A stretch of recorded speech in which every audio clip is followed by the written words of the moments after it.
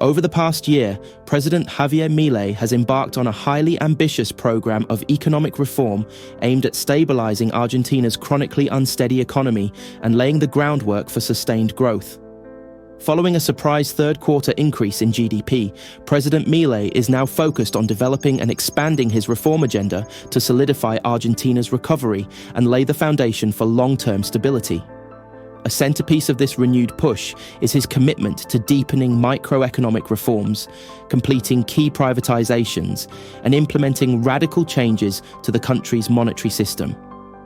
Milei has appointed a reformed czar, Emilio Ocampo, to oversee the next phase of microeconomic reforms. Ocampo, a staunch advocate of free market principles, has been entrusted with streamlining regulations, modernizing labor laws, and improving market efficiency.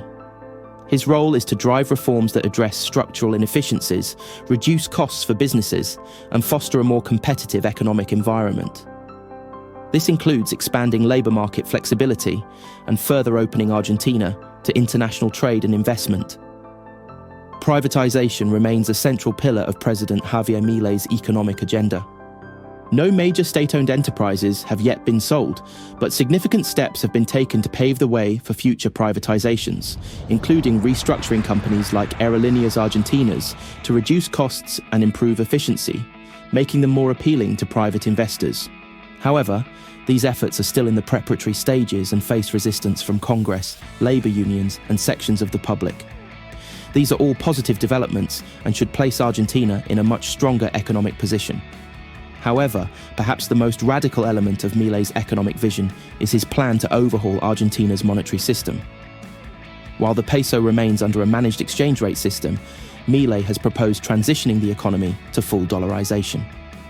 This would involve replacing the peso with the US dollar as the nation's official currency, a move aimed at eliminating inflation and restoring credibility to Argentina's monetary system. This is an understandable objective. Milei wants to take the levers of control away from the Peronists and the central bank so that they cannot resort again to the easy option of printing money that has been used repeatedly in the past. But unfortunately, this is not a good idea. Dollarization is an expensive, restrictive, and unstable option that has failed before in other countries and to some extent already in Argentina. Additionally, there is nothing to stop the Peronists reversing a dollarization at a later date and reintroducing the peso. Okay, so let's take a step backwards. What exactly is Milei proposing? Well, dollarizing the Argentine economy would actually be fairly straightforward. All you have to do is to exchange all of the peso notes and coins in circulation for US dollars and redenominate all of the bank deposits at a reasonable rate. There will be a cost. Those US dollars in circulation will replace worthless pesos that will have to be purchased for a price estimated between $30 to $50 billion, probably 5 to 10% of Argentina's GDP. Some commentators are saying that you could use Argentina's $20 billion of foreign currency reserves. But actually, you will still need those for periods when Argentina is running a trade deficit as it did in 2017, 18, and 2023. However, there is one other thing you will also need: belief. Everybody has to believe that the currency is stable, otherwise depositors will withdraw all their money from the banks, and trade creditors will want their dollars up front in an account outside Argentina. That situation is not sustainable, so before changing the notes and coins and bank accounts, Argentina first needs to establish stability. What exactly does stability entail?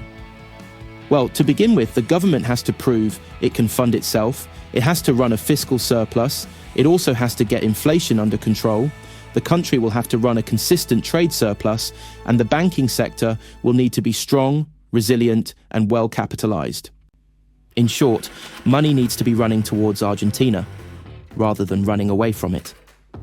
Now, some of you may have noticed that this sounds remarkably like what Argentina is actually in the process of doing. Following Milei's strict reforms, Argentina is running a fiscal and trade surplus. It is getting inflation under control, and its banks are well capitalized. It certainly seems to be on the path to stability. Does that mean it should dollarize? Buying $50 billion for circulation would be difficult for a country struggling to pay pensioners' pensions and provide basic services. But it would be a small price to pay if it brought long-term stability. Well, unfortunately, there are a few problems that need to be considered. Firstly, all economies face instability, and having a sovereign currency, exchange rate and central bank are probably still the best way to deal with most sources of instability. Secondly, those redenominated bank deposits in Argentine banks are a problem.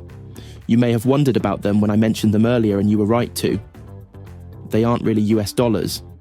What they are promises by Argentine banks to pay US dollars, which is slightly different.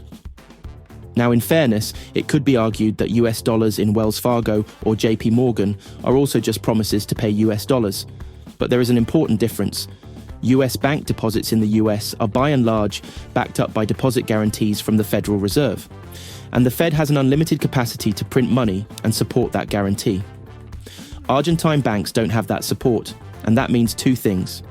Firstly, Argentine bank depositors will be easily spooked by rumors and quick to withdraw cash, preferring to hold the printed US dollars in circulation under the mattress, so to speak. And secondly, international trade creditors will want to transfer their Argentina-based dollars as soon as possible to guaranteed US banks outside any possible exchange controls. Both of these issues are potentially highly problematic for Milei's plans. To demonstrate why, let's look at a possible scenario of how things could play out. Let's assume that after a decade of Milei's rule, fiscal stability has been returned, inflation defeated, and trade surpluses are the norm.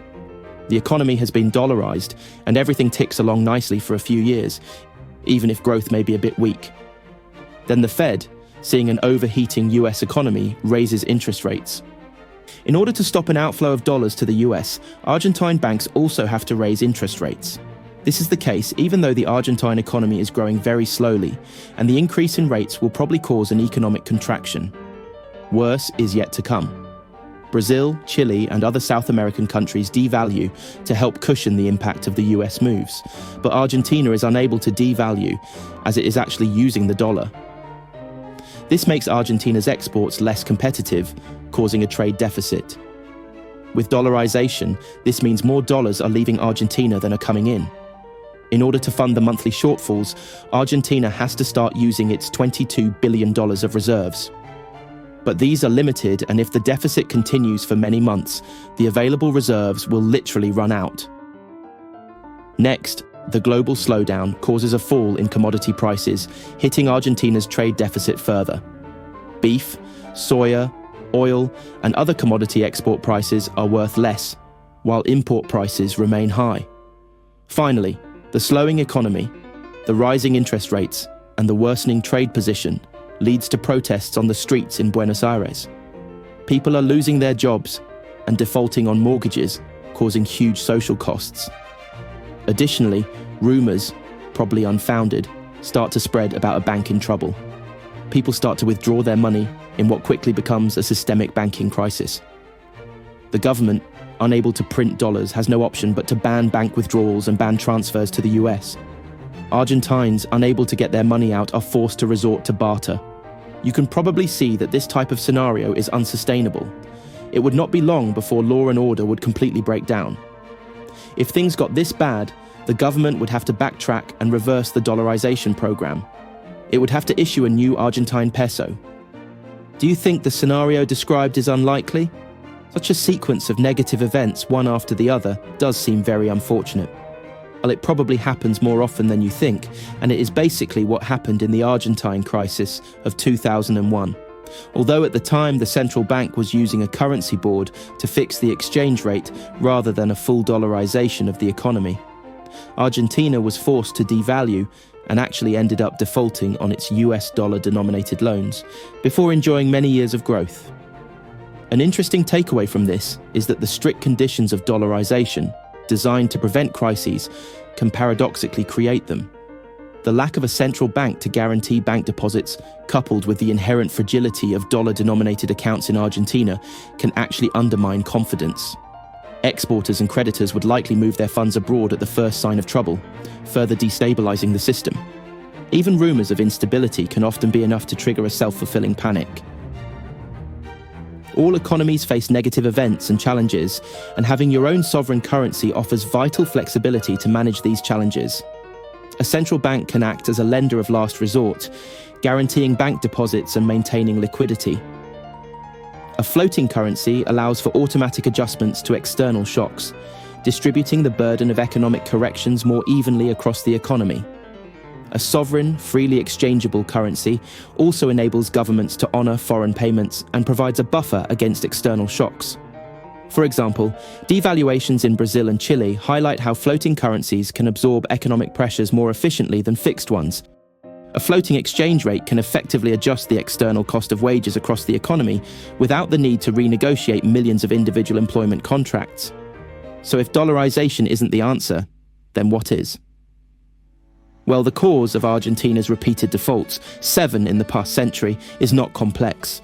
It is simply unsustainable government spending, ultimately funded through money printing by the central bank. This issue can be addressed through institutional reforms. Firstly, Milei needs to establish an independent central bank with a single, clear mandate to maintain low inflation, with a defined target, such as 4% per year. Secondly, there needs to be a ban on direct financing of government debt by the central bank. And thirdly, as an extra protection, there should be regularly set government debt ceilings. These measures should be enshrined in law, requiring significant legislative majorities, or even a referendum, for repeal. While no system offers absolute guarantees, strong legal safeguards can be put in place to make these reforms more durable. Such an approach is far more sustainable than dollarization, which is reversible and, paradoxically, can create crises rather than resolve them. So to conclude, stabilizing Argentina's economy requires a foundation of sound fiscal and monetary policies backed up by resilient, independent institutions that can stand up to populist governments. Milei should really be pushing for a strong, independent central bank rather than calling for its closure. Reliance on another nation's currency, as would be the case under dollarization, is not the answer for Argentina. That road would only lead, eventually, to another crisis and yet another collapse. I hope you enjoyed this video. If you did, then please like, subscribe, and comment. Thanks for watching.